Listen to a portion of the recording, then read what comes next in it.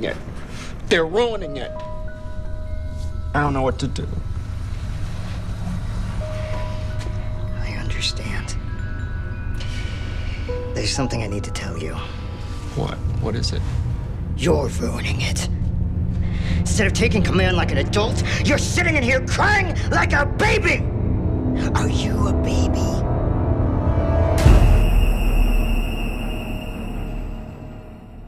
I try to approach everything, and especially the villains, with like the utmost love and respect, and he was the easiest for me to wrap my head around because he had Peter Pan syndrome, which I actually think I have in real life too. He needs to avenge the death of his dad, and so he's back there as a kid trying to make marionettes, and instead of making marionettes with paper mache, he's making them with human beings, which is definitely one of the odder unsubs we've had.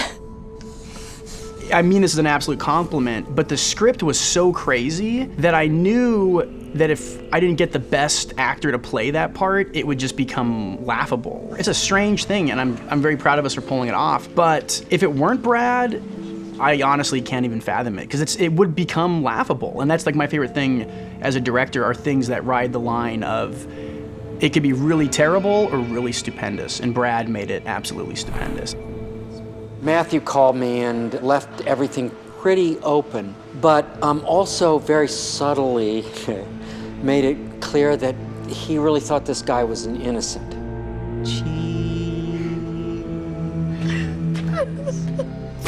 My first impulse was to take off running because he does such horrendous things to people, things that are pretty unforgivable. And I wondered, you know, could I make this work? But then I thought maybe it's possible for somebody to get so involved and be so disconnected from the consequences of what they were doing that they don't get it. They don't get it that it hurts. They don't get that death means death.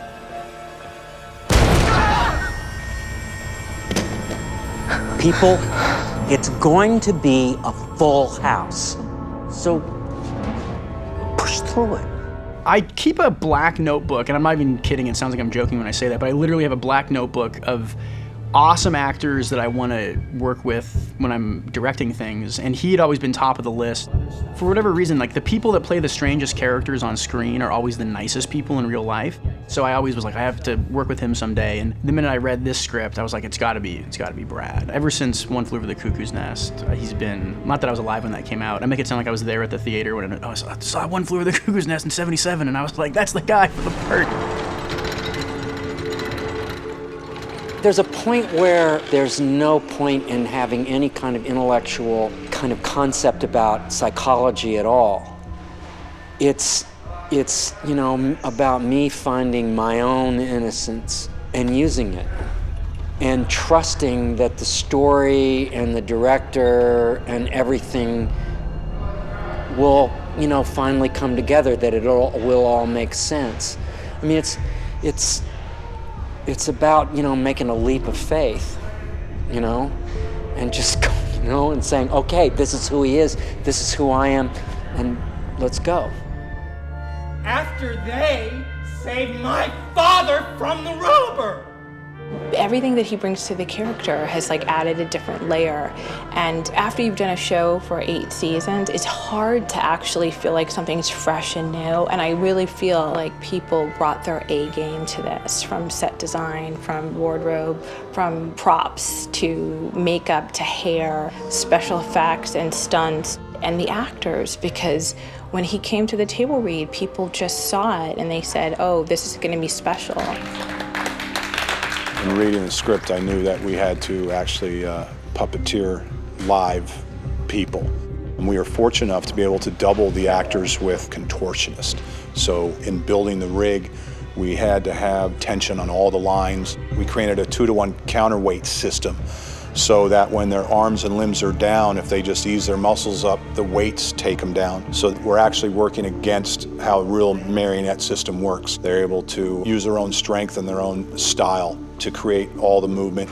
And at that point, it's all theirs, and then we just create the lateral movements across the stage and the up and down across the stage. So all those elements came together and just worked great.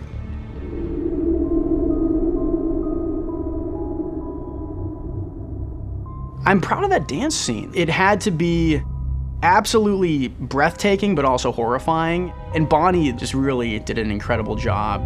She's a contortionist who does a weird thing in LA with her sister. They're called the Morgan Sisters, and they just do this strange thing of her getting tumbled into a box and thrown around by her dad, who's an old vaudeville guy. But she had a lot of stuff to kind of draw on, and then Brad had to basically be a kid playing with a toy for the first time, and him finding the beauty in his toy. I wanted the audience to get lost in the moment and not realize how terrible it was until the very end, and I think it worked. This thing's probably one of the spookiest, weirdest, and most beautiful things I have ever seen. It was extraordinary. I wasn't expecting anything like it. I was involved with it, but I didn't even really, there was a part of me going, wow, the whole time. He was very sincere and very genuine in wanting to just put on a beautiful show for who he thought were his most esteemed friends. And the fact that they happen to be buckets with mop heads and giant teddy bears doesn't mean anything to him. And in a weird way, it also has a happy ending to me, because he goes out, you know, smiling and thankful, and he's come to terms with the fact that his dad has died.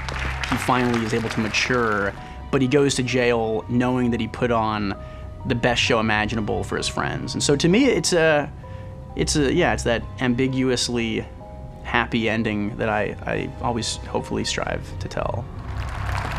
Thank you. Thank you. Thank you. Thank you. Thank you. Thank you.